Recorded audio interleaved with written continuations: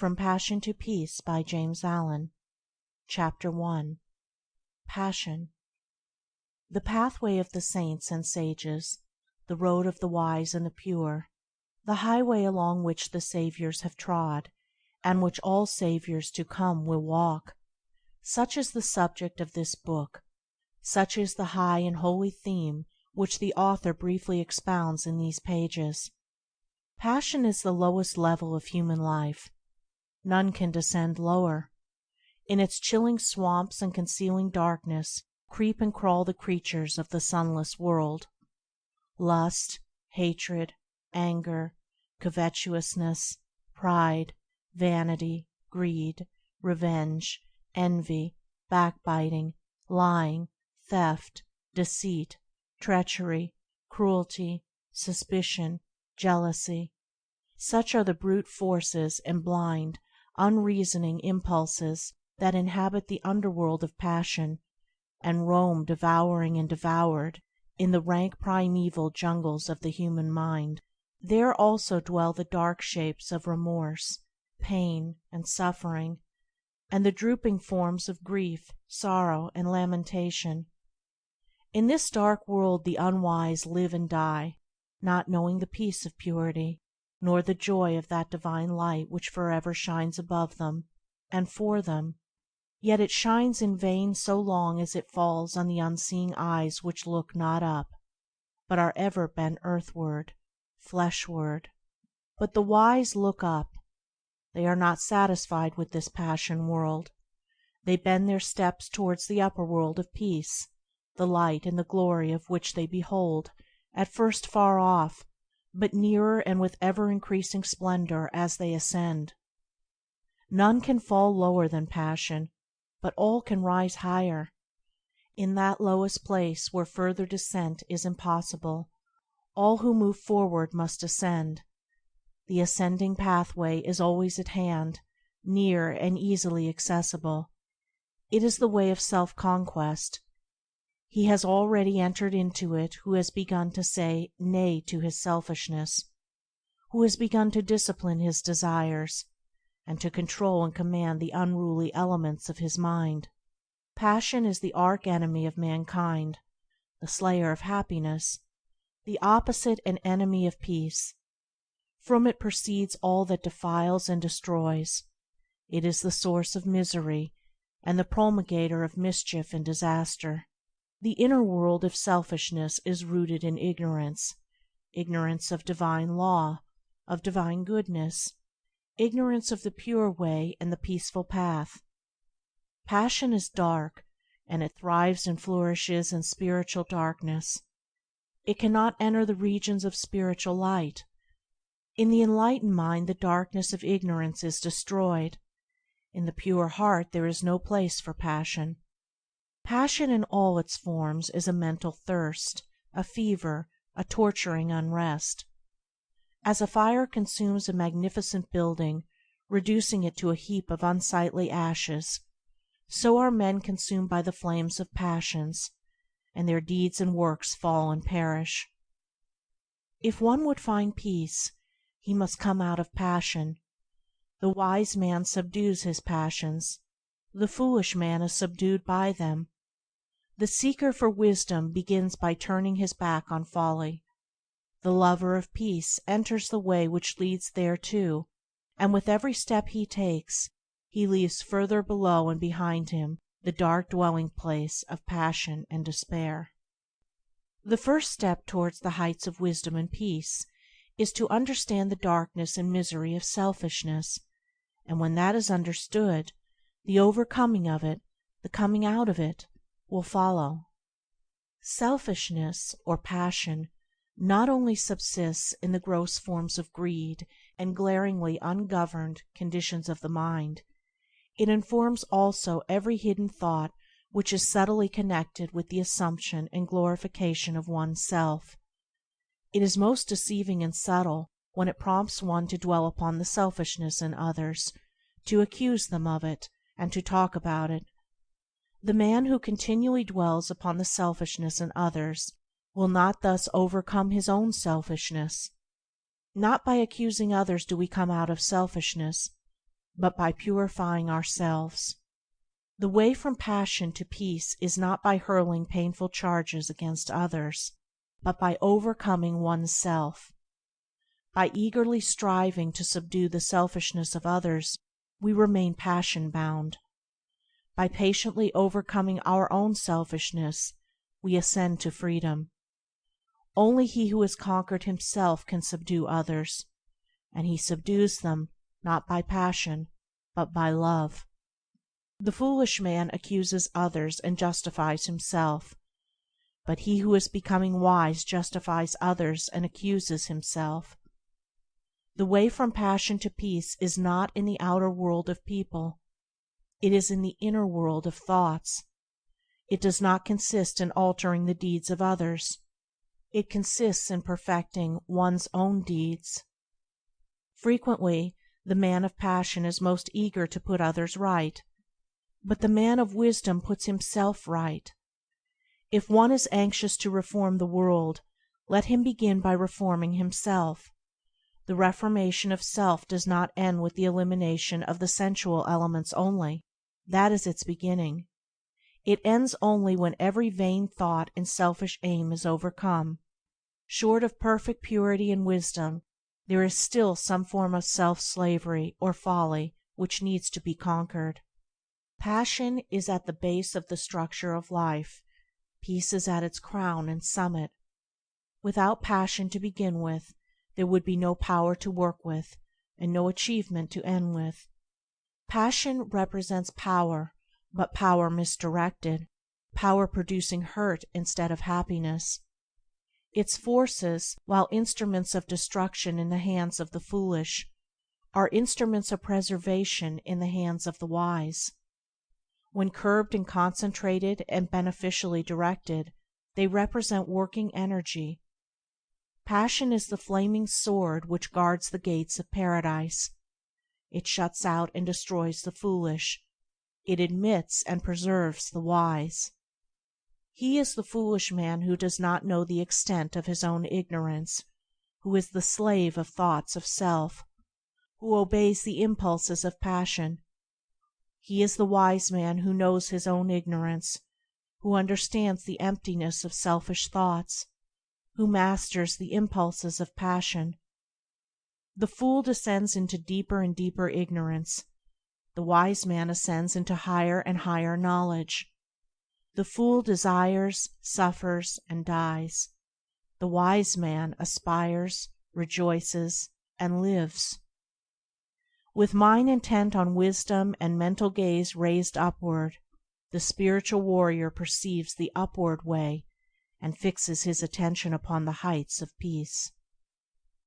End of Chapter 1. Chapter 2. Aspiration.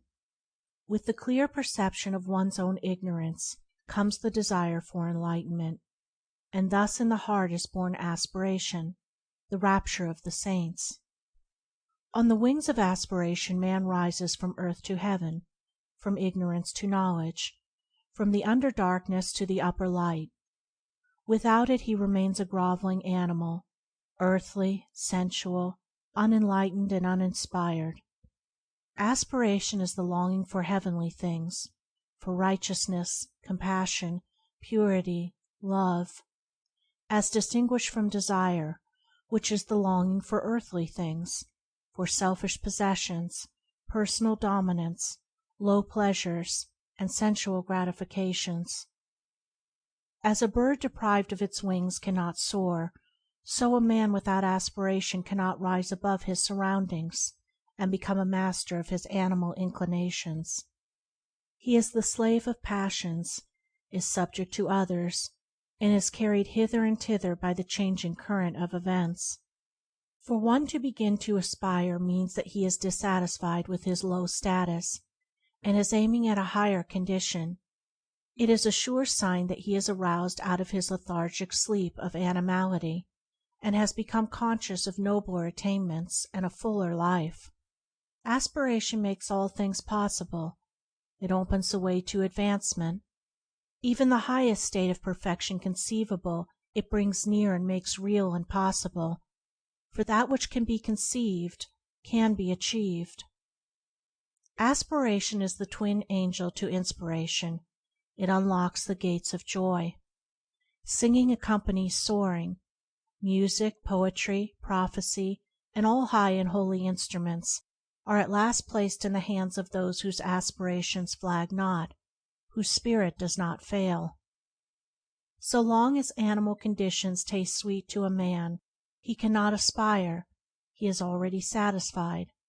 But when their sweetness turns to bitterness, then in his sorrow he thinks of nobler things.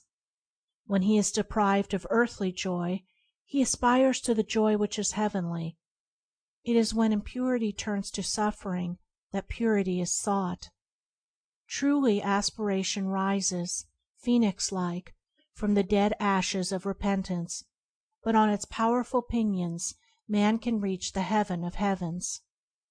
The man of aspiration has entered the way which ends in peace, and surely he will reach that end if he neither stays nor turns back. If he constantly renews his mind with glimpses of the heavenly vision, he will reach the heavenly state. Man attains to the measure that he aspires. His longing is to be the gauge of what he can be. To fix the mind is to foreordain the achievement. As a man can experience and know all low things, so he can experience and know all high things. As he has become human, so he can become divine. The turning of the mind in high and divine directions is the sole and needful task. What is impurity but the impure thoughts of the thinker? What is purity but the pure thoughts of the thinker? One man does not do the thinking of another. Each man is pure or impure of himself alone. If a man thinks, "It is through others or circumstances or heredity that I am impure," how can he hope to overcome his errors? Such a thought will check all holy aspirations, and will bind him to the slavery of passion.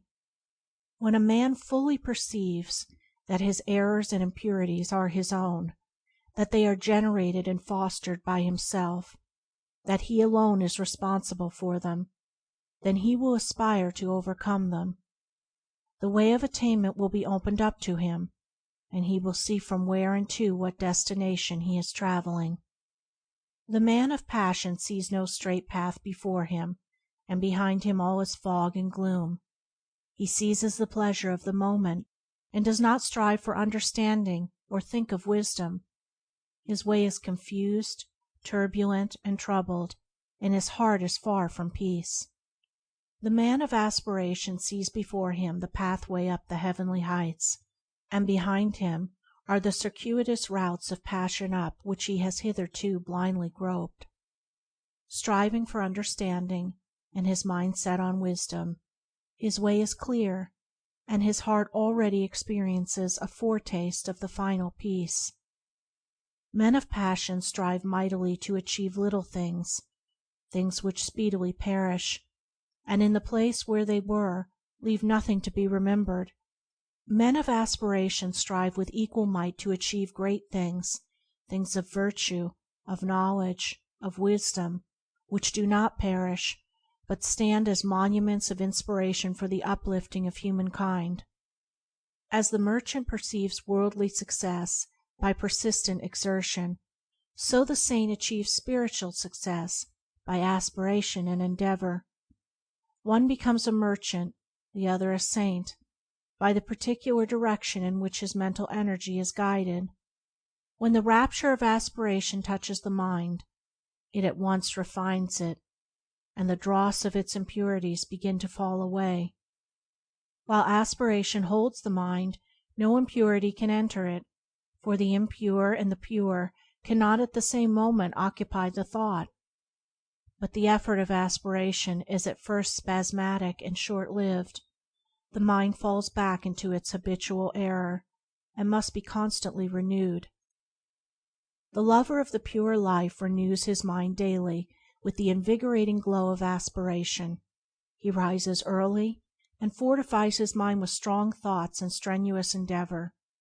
He knows that the mind is of such a nature that it cannot remain for a moment unoccupied, and that, if it is not held and guided by high thoughts and pure aspirations, it will assuredly be enslaved and misguided by low thoughts and base desires.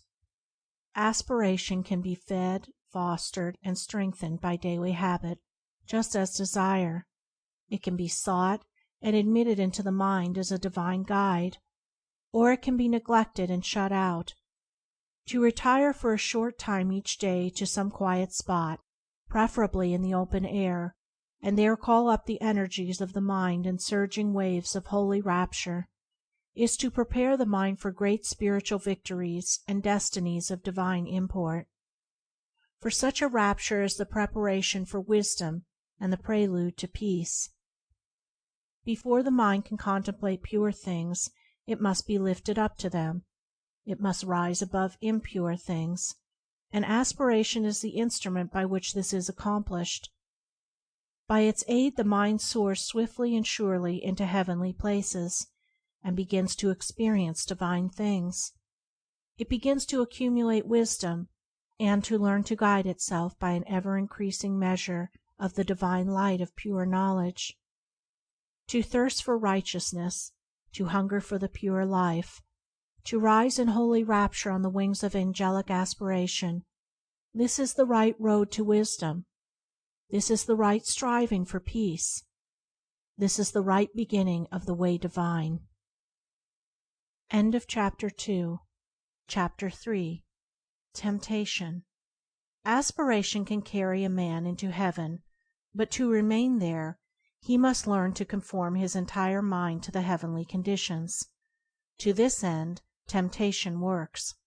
Temptation is the reversion, in thought, from purity to passion. It is going back from aspiration to desire. It threatens aspiration until the point is reached where desire is quenched in the waters of pure knowledge and calm thought. In the early stages of aspiration, temptation is subtle and powerful, and is regarded as an enemy. But it is only an enemy in the sense that the one tempted is his own enemy. In the sense that it is the revealer of weakness and impurity, it is a friend, a necessary factor in spiritual training.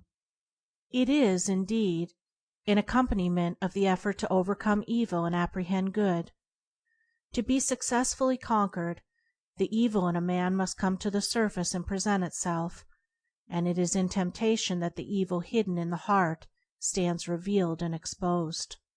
That which temptation appeals to and arouses is unconquered desire, and temptation will again and again assail a man until he has lifted himself above the lusting impulses.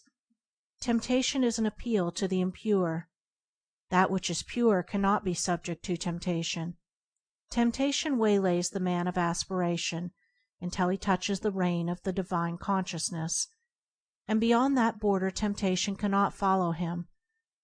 It is when a man begins to aspire that he begins to be tempted. Aspiration rouses up all the latent good and evil, in order that the man may be fully revealed to himself, for a man cannot overcome himself unless he fully knows himself.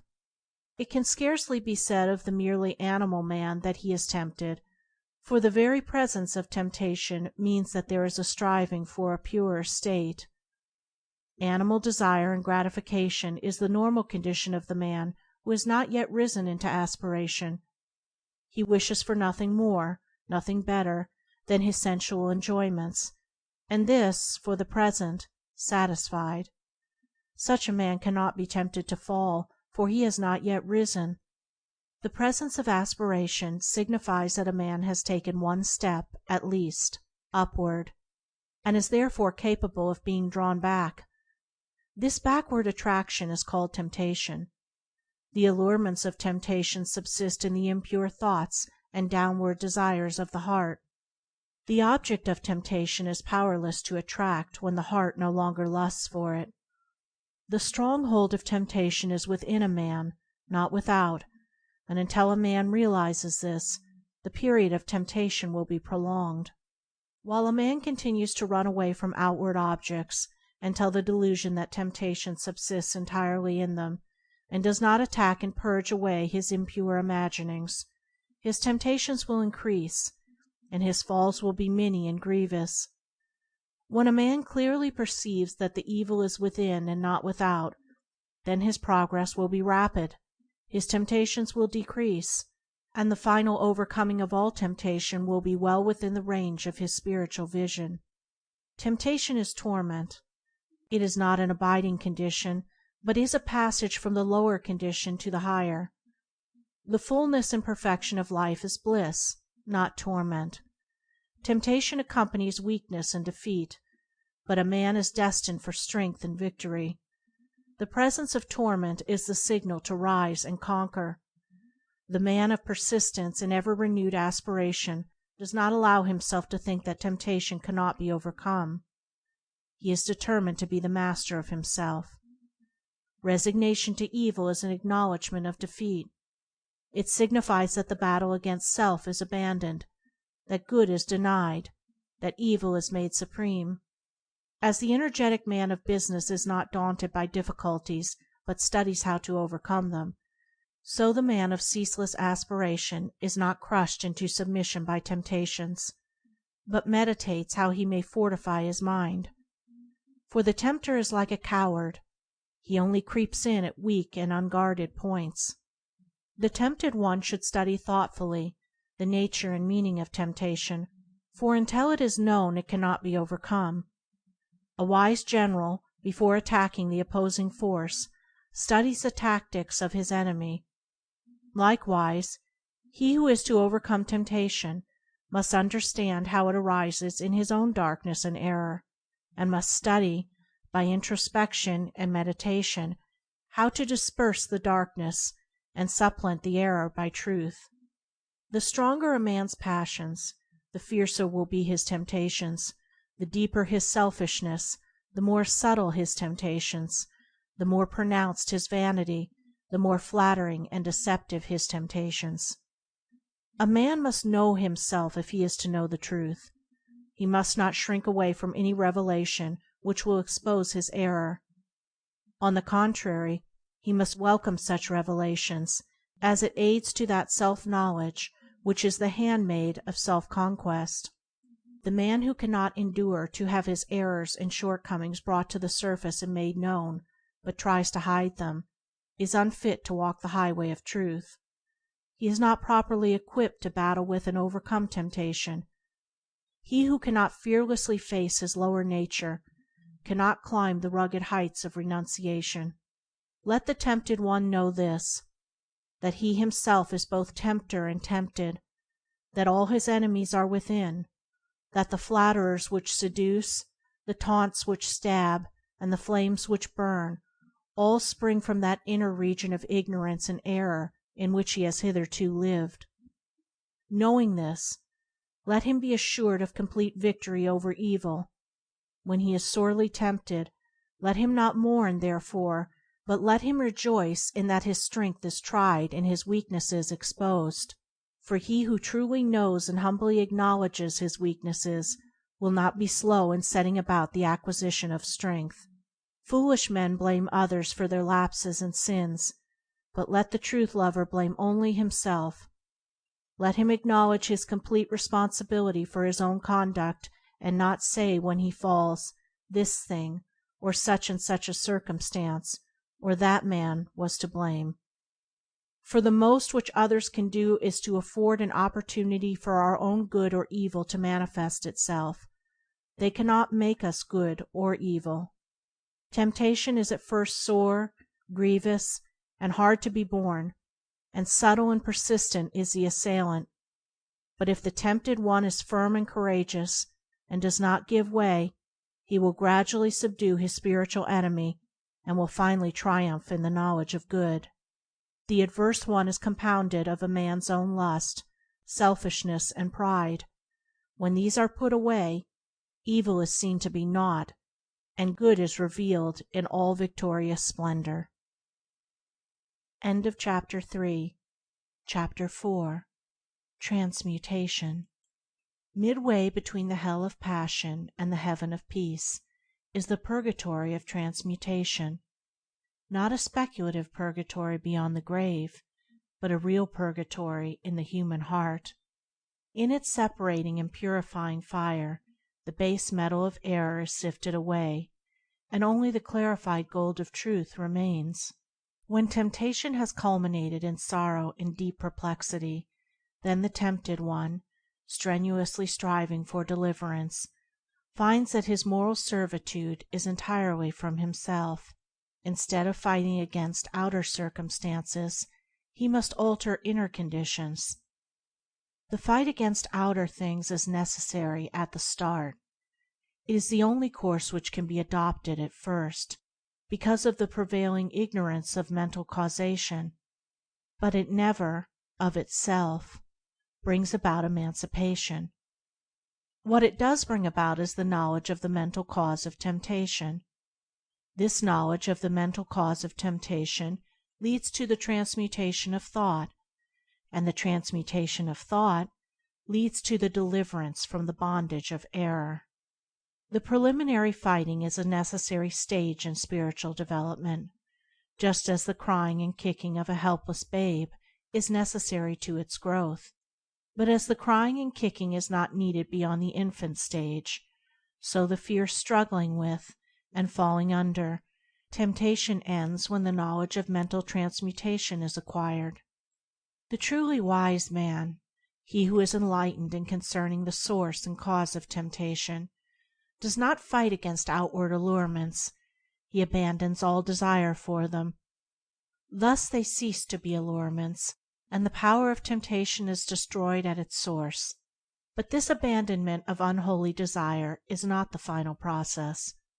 It is the beginning of a regenerative and transforming power, which, when patiently employed, leads to the clear and cloudless heights of spiritual enlightenment. Spiritual transmutation consists of an entire reversal of the ordinary self-seeking attitude of the mind toward people and things, and this reversal brings about an entirely new set of experiences. Thus the desire for a certain pleasure is abandoned, cut off at its source, and not allowed to have any place in the consciousness. But the mental force which that desire represented is not annihilated. It is transferred to a higher region of thought, transmuted into a purer form of energy. The law of conservation of energy prevails universally in the mind as it does in matter, and the force shut off in lower directions is liberated in higher realms of spiritual activity. Along the saintly way toward the divine life, the midway region of transmutation is the country of sacrifice, the plain of renunciation. Old passions, old ambitions and thoughts are cast away and abandoned, but only to reappear in some more beautiful, more permanent, more eternally satisfying form. Valuable jewels, long guarded and cherished, when thrown tearfully in the melting pot, are remoulded into new and more perfect adornments. Likewise, the spiritual alchemist, at first reluctant to part company with long-cherished thoughts and habits, at last gives them up to discover, a little later, to his joy, that they come back to him in the form of new faculties, rarer powers, and purer joys, spiritual jewels newly polished, beautiful, and resplendent.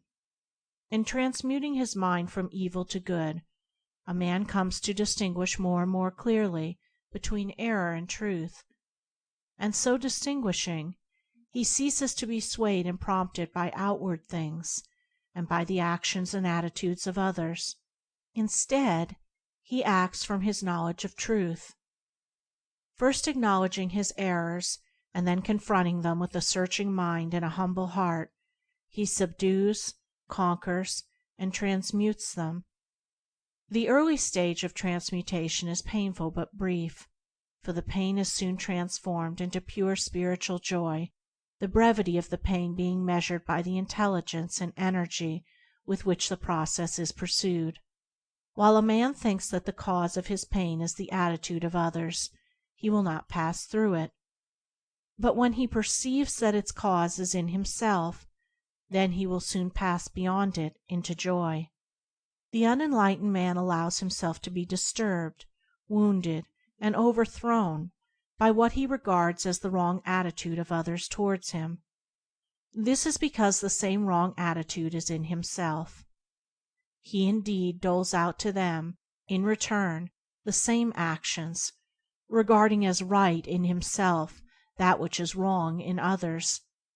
Slander is given for slander, hatred for hatred, anger for anger. This is the action and reaction of evil. It is the clash of selfishness with selfishness. It is only the self, or selfish elements, within a man that can be aroused by the evil in another. The truth, or divine characteristics in a man, cannot be approached by that evil, much less can be disturbed and overthrown by it. It is the conversion or complete reversal of this self or selfishness into truth that constitutes transmutation. The enlightened man has abandoned the delusion that evil in others has the power to hurt and subdue him, and he has grasped the profound truth that he is only overthrown by the evil in himself. He therefore ceases to blame others for his sins and sufferings, and applies to himself to purifying his own heart. In this reversal of his mental attitude, he transmutes the lower selfish forces into the higher moral attributes. The base ore of error is cast into the fire of sacrifice, and there comes forth the pure gold of truth. Such a man stands firm and unmoved when assailed by outward things. He is self's master, not its slave. He has ceased to identify himself with the impulses of passion, and has identified himself with truth. He has overcome evil, and has become merged with good. He knows both error and truth, and has abandoned error and brought himself into harmony with truth. He returns good for evil. The more he is assailed by evil from without, the greater is his opportunity of manifesting the good from within. That which supremely differentiates the fool from the wise man is this: the fool meets passion with passion, hatred with hatred, and returns evil for evil, whereas the wise man meets passion with peace, hatred with love, and returns good for evil. Men inflict suffering upon themselves through the active instrumentality of their own unpurified nature. They rise into perfect peace in the measure that they purify their hearts. The mental energy which men waste in pursuing dark passions is all sufficient to enable them to reach the highest wisdom when it is turned in the right direction.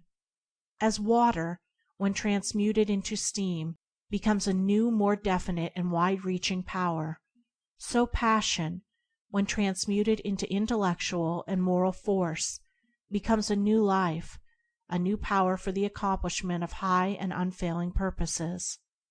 Mental forces, like molecular, have their opposite poles or modes of action. Where the negative pole is, there is also the positive. Where ignorance is, wisdom is possible. Where passion abounds, peace awaits. Where there is much suffering, much bliss is near. Sorrow is the negation of joy. Sin is the opposite of purity. Evil is the denial of good. Where there is an opposite, there is that which is opposed. The adverse evil, in its denial of the good, testifies to its presence. The one thing needful, therefore, is the turning around from the negative to the positive, the conversion of the heart from impure desires to pure aspirations, the transmutation of passional forces into moral powers. The wise purify their thoughts. They turn from bad deeds and do good deeds. They put error behind them and approach truth. Thus do they rise above the allurements of sin, above the torments of temptation, above the dark world of sorrow, and enter the divine consciousness, the transcendent life. End of Chapter 4. Chapter 5. Transcendence. When a man passes from the dark stage of temptation to the more enlightened stage of transmutation, he has become a saint. A saint is one who perceives the need for self-purification, who understands the way of self-purification, and who has entered that way and is engaged in perfecting himself. But there comes a time in the process of transmutation when, with the decrease of evil and the accumulation of good, there dawns in the mind a new vision, a new consciousness, a new man. When this is reached, the saint has become a sage. He has passed from the human life to the divine life. He is born again, and there begins for him a new round of experiences. He wields a new power. A new universe opens out before his spiritual gaze. This is the stage of transcendence. This I call the transcendent life. When there is no more consciousness of sin, when anxiety and doubt and grief and sorrow are ended, when lust and animosity and anger and envy no more possess the thoughts, when there remains in the mind no vestige of blame towards others for one's own condition, and when all conditions are seen to be good because they are the result of causes, so that no event can afflict the mind, then transcendence is attained. Then the limited personality is outgrown, and the divine life is known. Evil is transcended, and good is all in all. The divine consciousness is not the intensification of the human. It is a new form of consciousness. It springs from the old, but it is not the continuance of it. Born of the lower life of sin and sorrow, after a period of painful torment, it yet transcends that life and has no part in it, just as the perfect flower transcends the seed from which it sprang. As passion is the key to the self-life, so serenity is the keynote of the transcendent life. Rising into it, man is lifted above disharmony and disturbance. When perfect good is realized and known, not as an opinion or an idea, but as an experience or a possession, then calm vision is acquired, and tranquil joy abides through all hardships. The transcendent life is ruled not by passions, but by principles. It is founded not upon fleeting impulses, but upon abiding laws. In its clear atmosphere, the orderly sequence of all things is revealed, so that there is seen to be no room for sorrow, anxiety, or regret. While men are involved in the passions of self, they burden themselves with cares, and trouble themselves over many things. Above all else, they trouble over their own little, burdened, pain-stricken personality, being anxious for its fleeting pleasure, for its protection and preservation, and for its eternal safety and continuance. Now in the life that is wise and good, all this is transcended. Personal interests are replaced by universal purposes, and all cares, troubles, and anxieties concerning the pleasure and fate of the personality are dispelled like the feverish dreams of a night. Passion is blind and ignorant. It sees and knows only of its own gratification. Self recognizes no law. Its object is to get and to enjoy. The getting is a graduated scale varying from sensual greed, through many subtle vanities, up to the desire for a personal heaven or personal immortality. But it is self still. It is the old sensual craving coming out in a more subtle and deceptive form. It is longing for some personal delight, along with its accompanying fear that delight should be lost forever. In the transcendent state, desire and dread are ended, and the thirst for gain and fear of loss are things that are no more. Where the universal order is seen, and where perennial joy in that good is a normal condition, what is there left to desire? What remains to be feared? He who has brought his entire nature into conformity and harmony with the law of righteousness, and who has made his thoughts pure and his deeds blameless, has entered liberty. He has transcended darkness and morality, and has passed into light and immortality. For the transcendent state is at first a higher order of morality, then a new form of perception, and at last a comprehensive understanding of the universal moral causation. and this morality, this vision, and this understanding constitute the new consciousness, the divine life.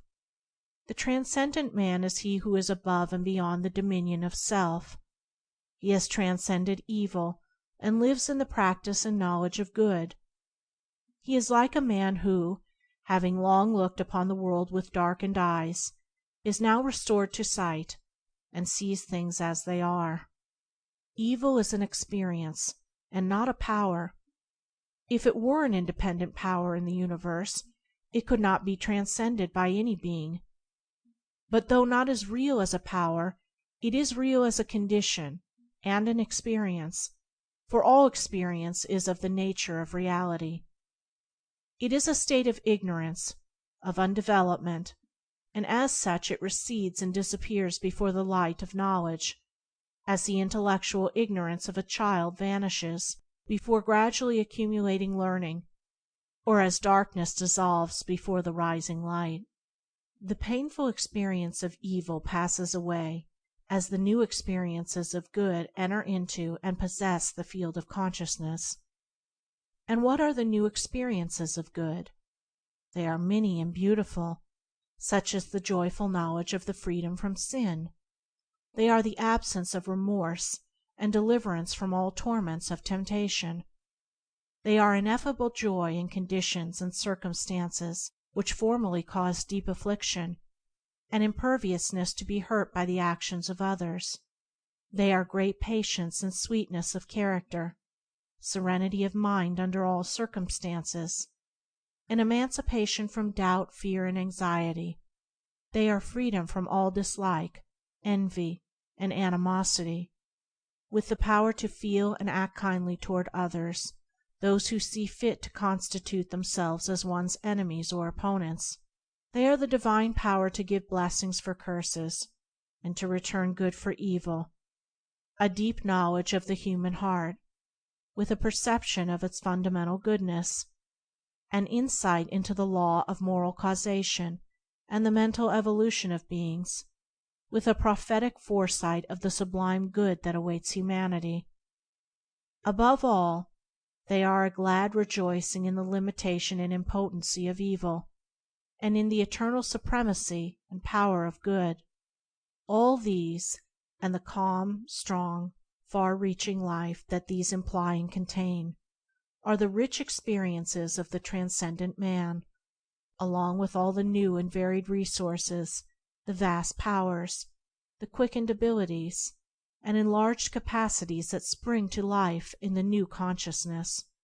Transcendence is surpassing virtue. Evil and good cannot dwell together. Evil must be abandoned, left behind, and transcended before good is grasped and known. When good is practiced and fully comprehended, then all the afflictions of the mind are at an end. For that which is accompanied with pain and sorrow in the consciousness of evil is not so accompanied in the consciousness of good. Whatsoever happens to the good man cannot cause him perplexity or sorrow, for he knows its cause and issue, knows the good which is ordained to accomplish in himself, and so his mind remains happy and serene. Though the body of the good man may be bound, his mind is free. Though it may be wounded and in pain, joy and peace abide within his heart. A spiritual teacher had a pupil who was apt and earnest. After several years of learning and practice, the pupil one day offered a question for discussion which his master could not answer. After days of deep meditation, the master said to his pupil, "I cannot answer the question which you have asked. Have you any solution to offer?" Whereupon the pupil formulated a reply to the question which he had propounded. The master then said to him, "You have answered that which I could not, and henceforth neither I nor any man can instruct you, for now you are indeed instructed by truth. You have soared, like the kingly eagle, where no man can follow. Your work is now to instruct others. You are no longer the pupil. You have become the master."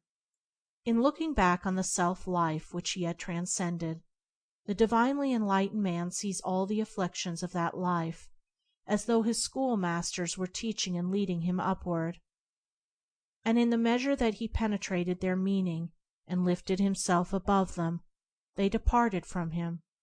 Their mission to teach him having ended, they left him the triumphant master of the field. For the lower cannot teach the higher, ignorance cannot instruct wisdom, evil cannot enlighten good, nor can the pupil set lessons for the master. That which is transcended cannot reach up to that which transcends. Evil can only teach in its own sphere, where it is regarded as master. In the sphere of good it has no place and no authority.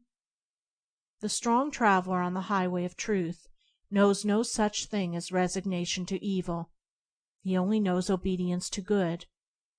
He who submits to evil, saying, "Sin cannot be overcome, and evil must be borne," thereby acknowledges that evil is his master. It is not his master to instruct him, but to bind and oppress him. The lover of good cannot be a lover of evil, nor can he, for one moment, admit its ascendancy. He elevates and glorifies good, not evil. He loves light, not darkness. When a man makes truth his master, he abandons error. As he transcends error, he becomes more like his master, until at last he becomes one with truth, teaching it, as a master, by his actions and reflecting it in his life. Transcendence is not an abnormal condition. It belongs to the orderly process of evolution. Though as yet few have reached it, all will come into it in the course of the ages. And he who ascends into it sins no more, sorrows no more, and is no more troubled. Good are his thoughts, good are his actions, and good is the tranquil tenor of his way. He has conquered self, and has submitted to truth. He has mastered evil, and has comprehended good. Henceforth neither men nor books can instruct him, for he is instructed by the Supreme Good, the Spirit of Truth. End of Chapter 5. Chapter 6. Beatitude. When divine good is practiced, life is bliss. Bliss is the normal condition of the good man. Those outer assaults, harassments, and persecutions which bring about such suffering to others only serve to heighten his happiness, for they cause the deep fountain of good within him to well up to greater abundance. To have transcended virtue is to enjoy transcendent happiness. The beatific blessedness, which Jesus holds out, is promised to those having the heavenly virtues, to the merciful, the pure in heart, the peacemakers, and so on. The higher virtue does not merely and only lead to happiness, it is happiness. It is impossible for a man of transcendent virtue to be unhappy. The cause of unhappiness must be sought and found in the self-loving elements, and not in the self-sacrificing qualities. A man may have virtue and be unhappy, but not so if he has divine virtue. Human virtue is mingled with self, and therefore with sorrow. But from divine virtue every taint of self has been purged away, and with it every vestige of misery. One comparison will suffice to illustrate this. A man may have the courage of a lion in attack and self-defense, such courage being a human virtue, but he will not thereby be rendered supremely happy. However, he whose courage is that of the divine kind, which enables him to transcend both attack and defense, and to remain mild, serene, and lovable under attack, such a man will thereby be rendered supremely happy. Moreover, his assailant will be rendered more happy, in that a more powerful good will overcome and cast out the fierce and unhappy evil of the other. The acquisition of human virtue is a great step towards truth, but the divine way transcends it. Truth lies upward and beyond. Doing good in order to gain a personal heaven or personal immortality is human virtue, but it is not unmixed with self, and not emancipated from sorrow. In the transcendent virtues all is good, and good is all, and there is no personal or ulterior aim. Human virtue is imperfect, it is mixed with the baser, selfish elements, and needs to be transmuted. Divine virtue is unblemished and pure, it is complete and perfect in itself. And what are the transcendent virtues that embody all happiness and joy? They are impartiality, the seeing so deeply into the human heart and into human actions that it becomes impossible to take sides with one man or one party against the other, and therefore the power to be perfectly just. Unlimited kindness towards all men, women, and all creatures, whether enemies or friends. Perfect patience, at all times, in all circumstances, and under the severest trials. Profound humility, the total surrender of self, the judging of one's own actions as though they were the actions of another. Stainless purity of mind and deed. Freedom from all evil thoughts and impure imaginings. Unbroken calmness of mind, even in the midst of outward strife, or surrounded by the turmoil of many hardships and difficulties. Abiding goodness, of heart, impervious to evil, returning good for evil. Compassion, deep pity for all creatures and beings in their sufferings, shielding the weak and helpless, and protecting, out of pity, even one's enemies from injury and slander.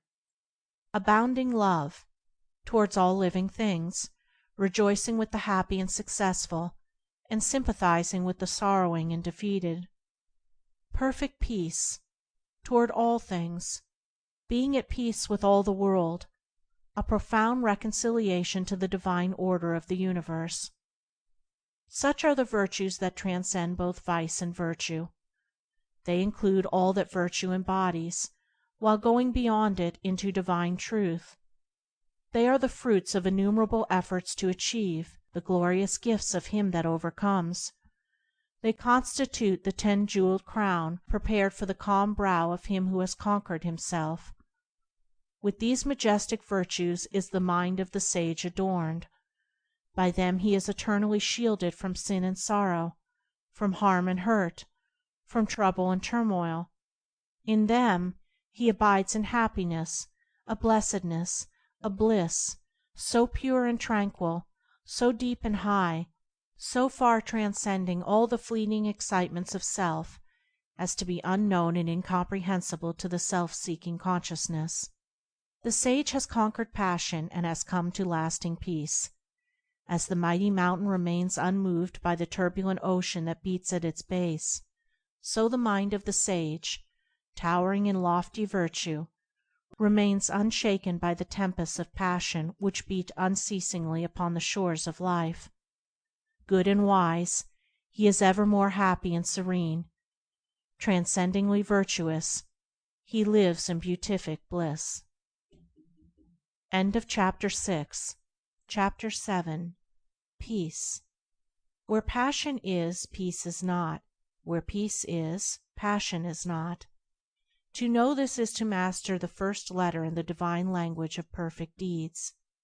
To know that passion and peace cannot dwell together is to be well prepared to renounce the lesser and embrace the greater. Men pray for peace, yet cling to passion. They foster strife, yet pray for heavenly rest. This is ignorance, profound spiritual ignorance. It is not to know the first letter in the alphabet of things divine.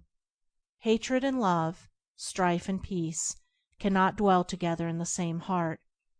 Where one is admitted as a welcome guest, the other will be turned away as an unwelcome stranger.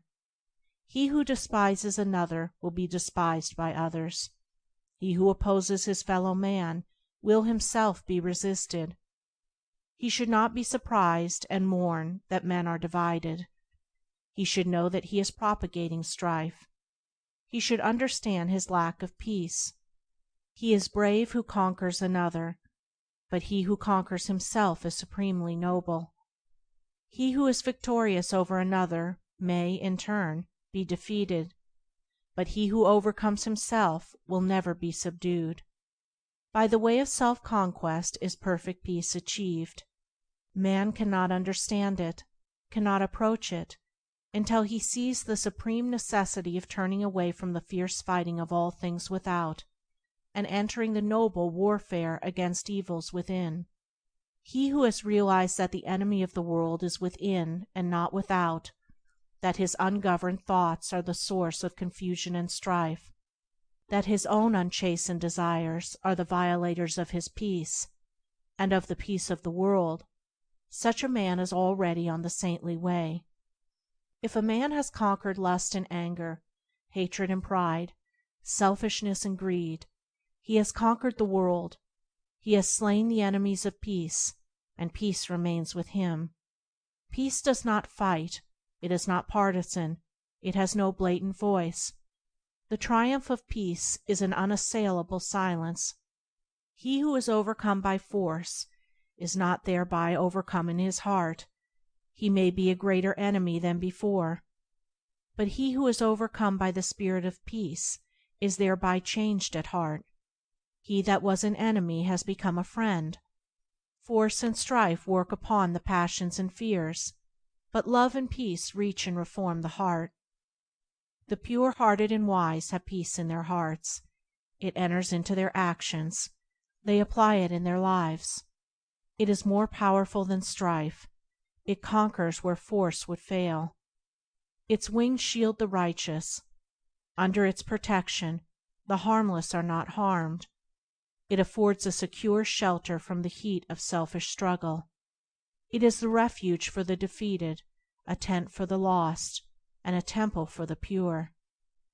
Where peace is practiced, and possessed, and known, then sin and remorse, grasping and disappointment, craving and temptation, desiring and grieving, all the turbulence and torment of the mind, are left behind in the dark sphere of the self to which they belong, and beyond which they cannot go. Beyond where these dark shadows move, the radiant plains of divine Beatitude bask in eternal light, and to these the traveler on the high and holy way comes in due time. From the blinding swamps of passion, through the thorny forests of many vanities, across the arid deserts of doubt and despair, he travels on, not turning back nor straying from his course. He ever moves toward his sublime destination, until at last he comes, a humble and lowly, yet strong and radiant conqueror, to the beautiful City of Peace. End of Chapter 7. Recording by Andrea Fiore. End of From Passion to Peace by James Allen.